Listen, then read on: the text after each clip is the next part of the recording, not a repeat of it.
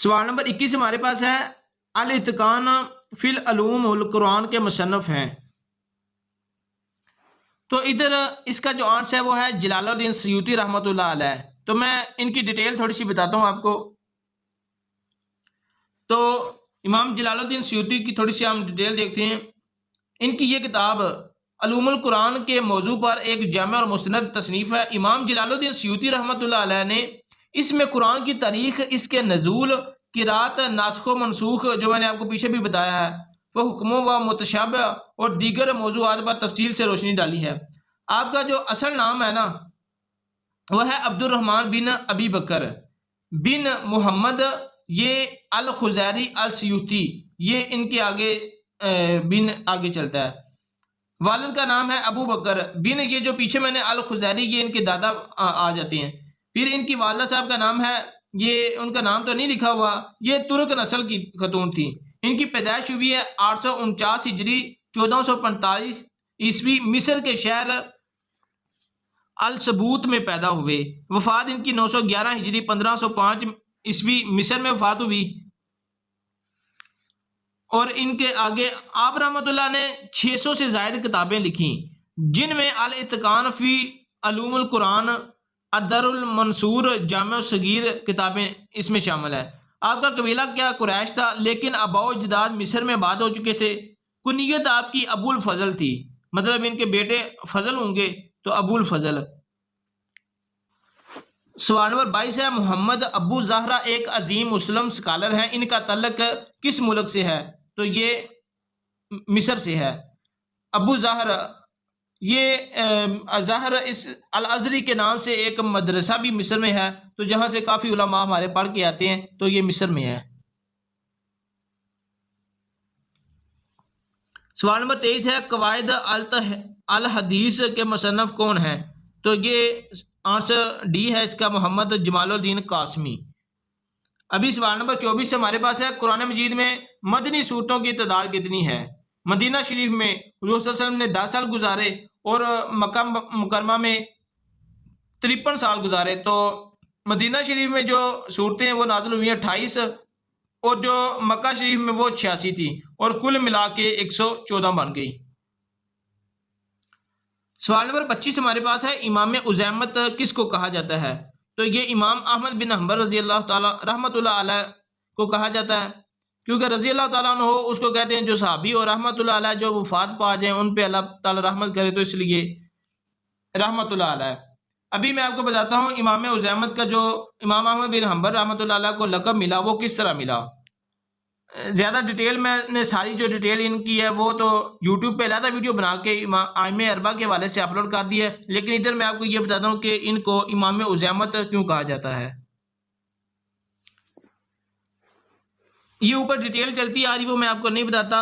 امام عزیمت کا لقب، امام احمد بن حنبل رحمۃ اللہ علیہ کو فتنہ خلق قرآن، یہ ایک فتنہ تھا عباسی خلیفہ مامون الرشید اور اس کے بعد آنے والے حکمرانوں کی طرف سے قرآن کو مخلوق کہنے کے عقیدہ.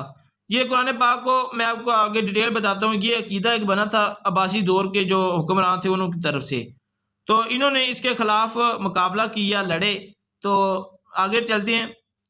خلق قرآن کے دور میں شدید مظالم اور قید و بند کی صورتیں برداشت کرنی پڑی، ان پہ کافی انہوں نے ظلم بھی ڈھائے تھے، لیکن یہ حق پر صادق قدم رہے. عزیمت عربی لفظ عزم سے ماخوذ ہے، جس کا مطلب ہے پختہ ارادہ یا مضبوط فیصلہ. یہ فتنہ خلق قرآن اصل میں ہے کیا تھا؟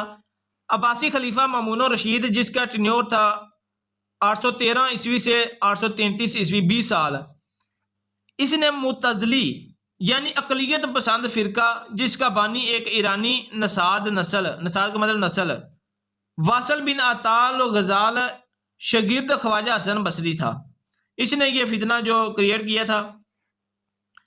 یعنی کہ مامون الرشید نے معتزلی نظریے کو، یہ ایک معتزلی نظریہ تھا. یہ اس کا آگے بھی ایک سوال آئے گا، میں آپ کو بتاؤں گا کہ آپ نے پھر اس کو یاد رکھنا ہے معتزلی یا منتزلہ یہ کیا اس کا مطلب ہے. یہ نظریہ اس نے عباسی حکمرانوں نے کریٹ کیا. اس میں یہ کہتے تھے کہ قرآن مخلوق ہے، یعنی اللہ کا کلام ہونے کے باوجود وہ ازلی قدیمی نہیں ہے بلکہ پیدا کیا گیا ہے. مطلب کہ قرآن پاک کو انہوں نے بے حرمتی کی تھی کہ اس طرح کے قرآن پاک شروع سے نہیں ہے، اللہ پاک نے نہیں نازل کیا، یہ بندوں نے اس میں اضافہ کیا ہے، ازلی قدیمی نہیں ہے۔ تو اہل سنت و جماعت کا عقیدہ یہ تھا کہ قرآن غیر مخلوق اور اللہ کا ازلی کلام ہے۔ فتنہ کیسے شروع ہوا؟ ابھی مسئلہ یہ بنا تھا فتنہ شروع کیوں ہوا۔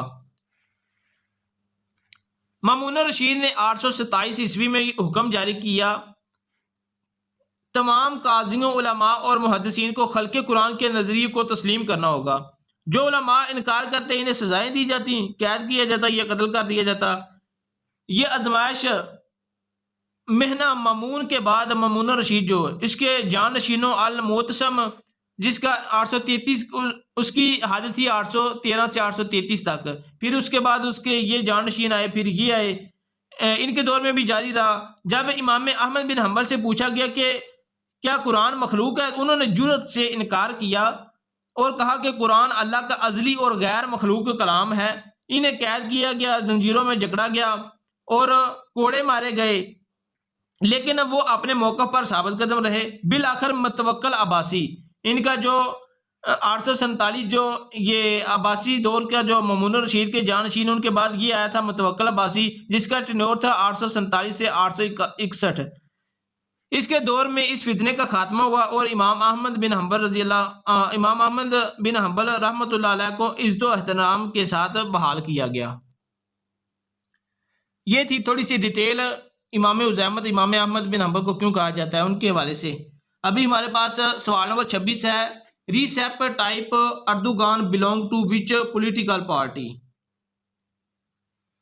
یہ ترکی کا ابھی موجودہ صدر ہے، یہ جو اس کی پارٹی ہے justice and development party, answer اس کا ڈی ہے۔ تو اس کی تھوڑی سی ڈیٹیل اس طرح کہ یہ پہلی دفعہ جب وزیر اعظم بنا 2003 میں بنا اور 2014 تک رہا وزیر اعظم، پھر اس کے بعد 2014 میں یہ صدر بن گیا اور ابھی تک یہ صدر ہے ترکی کا۔ سوال نمبر 27 ہے ایم سی کیو تمہاری، وراثت کے کتنے اسباب ہیں؟ اس کا آنسر ہمارے پاس ہے سی، مطلب 3 ہیں وراثت کے اسباب۔ ان کی ڈیٹیل میں آپ کو بتاتا ہوں۔ 3 اسباب جن میں سب سے پہلے نسب یعنی رشتہ داری، مطلب کہ وراثت کن کن کو ملے گی۔ اس میں ہمارے خونی رشتہ دار جیسے بیٹا بیٹی بہن بھائی دادا دادی وغیرہ یہ سارے آ جاتے ہیں۔ یہ وراثت کا سب سے اہم سبب ہے۔ قریبی رشتہ داروں کو میراث یعنی وراثت میں ترجیح دی جاتی ہے اور جو تقسیم شرعی حصص کے مطابق ہوتی ہے۔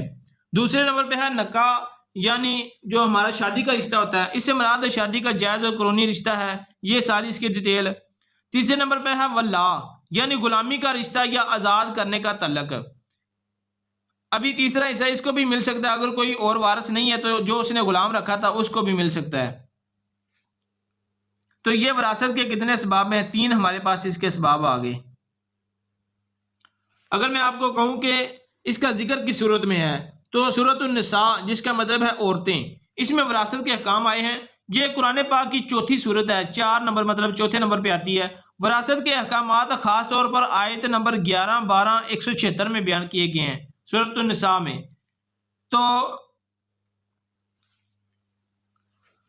ابھی آیت نمبر جو 11 ہے اس میں رشتہ دار کے حوالے سے بتایا گیا کہ رشتہ دار کو وراثت میں حق ملے گا۔ آیت نمبر 12 میں شادی یعنی نکاح والا، اور آیت نمبر 176 میں بھائی بہنوں جب اولاد نہ ہو تو پھر بھائی بہنوں کو جو وراثت چھوڑ کے جاتا ہے وہ بھائی بہنوں کو مل جاتی ہے، یا جو اس کا اگر بھائی بہن بھی نہ ہو تو اس نے جو غلام رکھا ہے اس کو ملتی ہے۔ ابھی ہمارے پاس ایم سی کیو نمبر 28 ہے، منتہائے سند کے اعتبار سے حدیث کی کتنی اقسام ہیں؟ تو حدیث کی 3 اقسام ہیں، میں آپ کو علیحدہ ڈیٹیل بتاتا ہوں۔ سب سے پہلے ہمارے پاس ہے حدیث مرفوع۔ مرفوع کا مطلب بلند کیا ہوا، اس سے مراد وہ حدیث ہے جس کی سند رسول اللہ صلی اللہ علیہ وسلم تک پہنچتی ہے، یعنی حدیث کے الفاظ یا فعل کو براہ راست نبی کریم صلی اللہ علیہ وسلم سے منسوب کیا جاتا ہے، جو ڈائریکٹ حضور صلی اللہ علیہ وسلم نے بیان فرمائی ہو۔ مثال قال رسول اللہ صلی اللہ علیہ وسلم قضا و قضا، قضا و قضا کا مطلب ہے فلاں فلاں، مطلب آگے یہ انہوں نے حدیث سے بیان کی۔ یہ مرفوع مطلب جو حضور صلی اللہ علیہ وسلم نے ارشاد فرمائی۔ آگے ہے حدیث موقوف۔ موقوف کا مطلب ہے روکا ہوا، اس سے مراد وہ حدیث ہے جس کی سند صحابی رضی اللہ تعالیٰ عنہ پر ختم ہوتی ہے۔ مطلب سب سے پہلے مرفوع ہے، اس کے بعد موقوف، موقوف جو کسی بھی صحابی نے بیان کی ہو، جیسے مثال ہے قال ابن عباس رضی اللہ تعالیٰ عنہ قضا و قضا، مطلب انہوں نے یہ جو آگے ارشاد فرمائی ہے۔ تو تیسرے نمبر پہ ہمارے پاس آ جاتی ہے حدیث مقطوع۔ اس کا کیا مطلب ہے؟ کاٹا ہوا، مطلب یہ آپ نے ایک ترتیب یاد رکھنی۔ مرفوع مطلب شروع ہونا، جو شروع ہوئی ہے سب سے پہلے رسول صلی اللہ علیہ وسلم سے، پھر موقوف، پھر وقف آیا، پھر صحابی آگے، پھر مقطوع، پھر اینڈ پہ کٹ گئی، مطلب تیسرے نمبر پہ مطلب اس کا مقطوع کا کاٹا ہوا۔ اس سے مراد وہ حدیث ہے جس کی سند تابعی پر ختم ہوتی ہے۔ تابعی کس کو کہتے ہیں؟ وہ شخص جو صحابی رضی اللہ تعالیٰ عنہ سے ملا ہو۔ مثال اس کی کیا ہے؟ قال الحسن البصری قضا و قضا، مطلب یہ تابعی ہیں الحسن البصری، حسن بصری کے تابعی ہیں، تو انہوں نے یہ حدیث روایت کی ہے۔ ایم سی کیوز نمبر 29 ہے تالمود کس مذہب کی مقدس کتاب ہے؟ یہ یہودیوں کی کتاب ہے، مطلب جس کو جوڈیزم کہتے ہیں۔ یہ جو کتاب ہے نا، یہ تورات کی تفسیر اور تشریح بیان کرتی ہے۔ ایم سی کیوز 30 ہے بیعت عقبہ اولیٰ کب ہوئی؟ تو اس میں تھوڑا سا اعتراض ہے، یہ میرے پاس جو اس کی ڈیٹیل ہے وہ ہے 12 نبوی کے حوالے سے، اس کے حوالے سے میں آپ کو ڈیٹیل بتاتا ہوں، لیکن جو پی پی ایس سی والوں نے آنسر دیا وہ 11 نبوی دیا ہوا ہے۔ یہ میں نے واقعات لکھے ہوئے ہیں، آپ کو ڈیٹیل میں لہذا ویڈیو مل جائے گی۔ بیعت عقبہ اولیٰ پہلی بیعت، مطلب یہ 12 نبوی 621 AD عیسوی، مطلب کو 12 آدمی آئے تھے حضور صلی اللہ علیہ وسلم کے پاس، جس میں 2 اوس تھے اور 10 خزرج تھے، یہ 2 قبیلے ہیں۔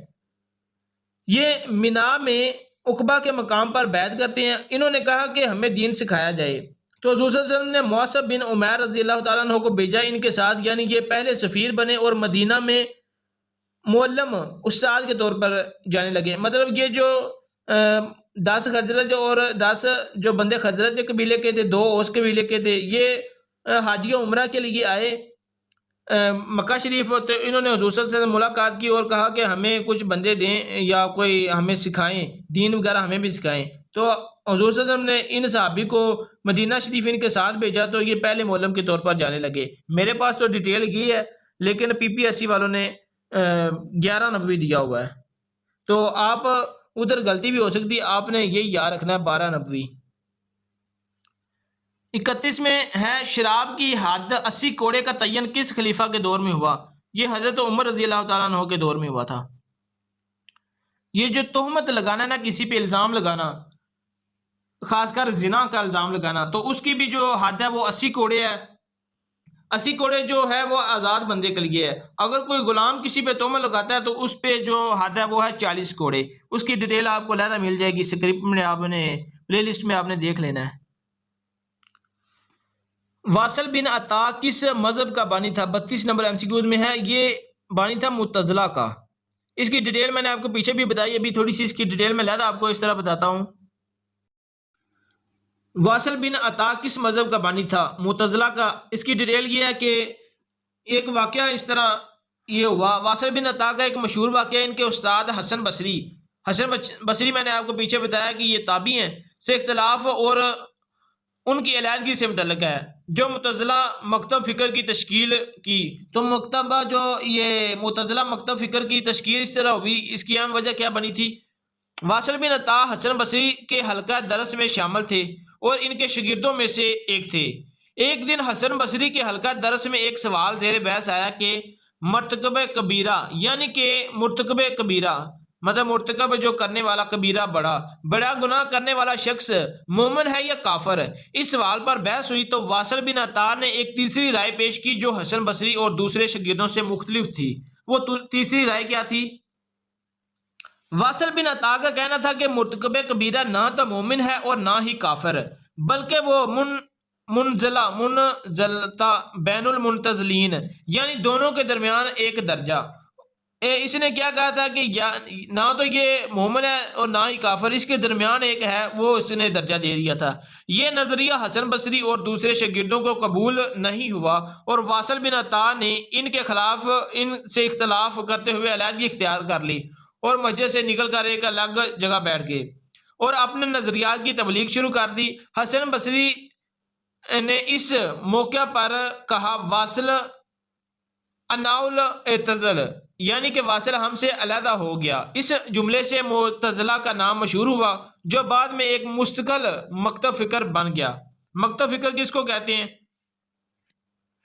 اس سے مراد ایسا گروہ یا تحریک ہوتی ہے جو کسی خاص موضوع یا مسئلے پر ایک مخصوص نقطہ نظر یا عقیدہ رکھتا ہو اور اس کی تائید میں دلائل پیش کرتا ہو۔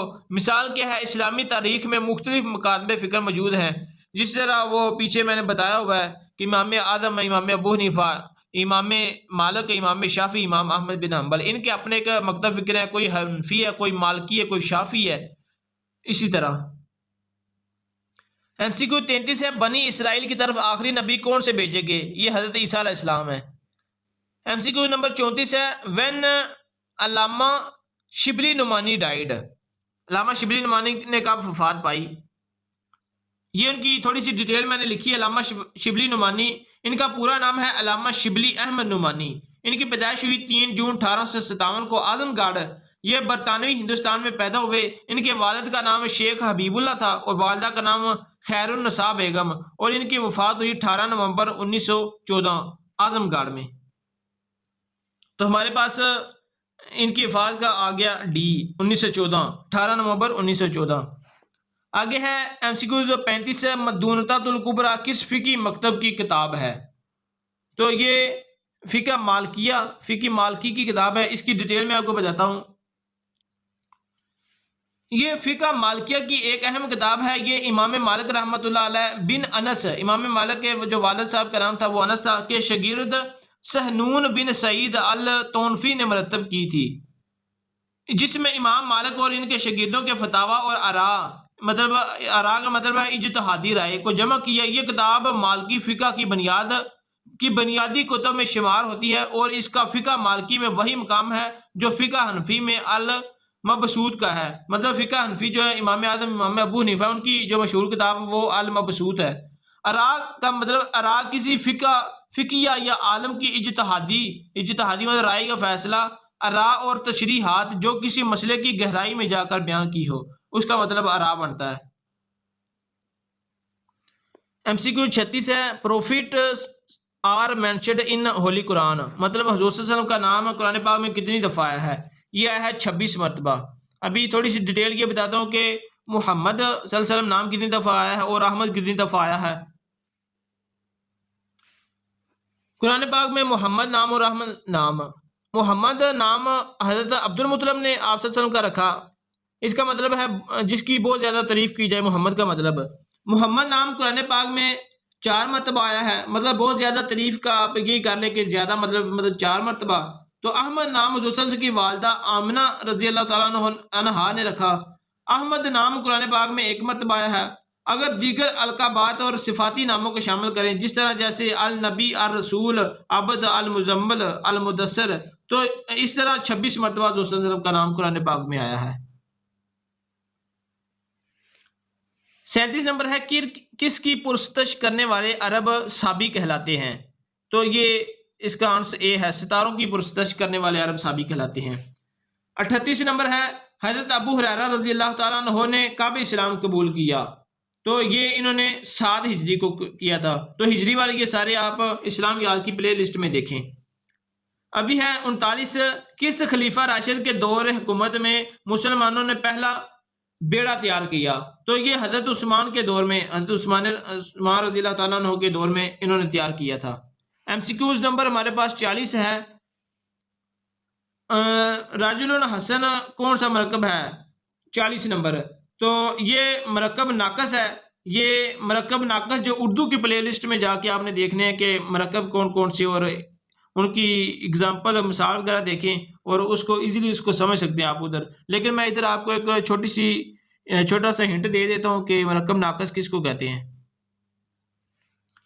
یہ مرکب ناقص کیا ہوتا ہے کہ ایسے الفاظ کا مجموعہ کہ سننے والے کو بات پوری سمجھ نہ آئے۔ مطلب راجل حسن کا مطلب، راجل کا مطلب ہے آدمی اور حسن کا مطلب خوبصورت، مطلب خوبصورت آدمی، یہ کوئی سمجھ نہیں آئی ہے، یہ ہے مرکب ناقص۔ اگر مرکب تام ہوتا نا تو یہ ایسے الفاظ کو کہتے ہیں کہ کہنے والے کا مقصد پورا ہو جائے اور سننے والے کو بات سمجھ آ جائے۔ مطلب کہ اسلم رویا، اس میں کیا ہے کہ ایک چیز سمجھ آ گئی کہ اسلم روتا ہے، بھائی اس نے کچھ کیا ہے، لیکن یہ مرکب تام ہو جاتا ہے۔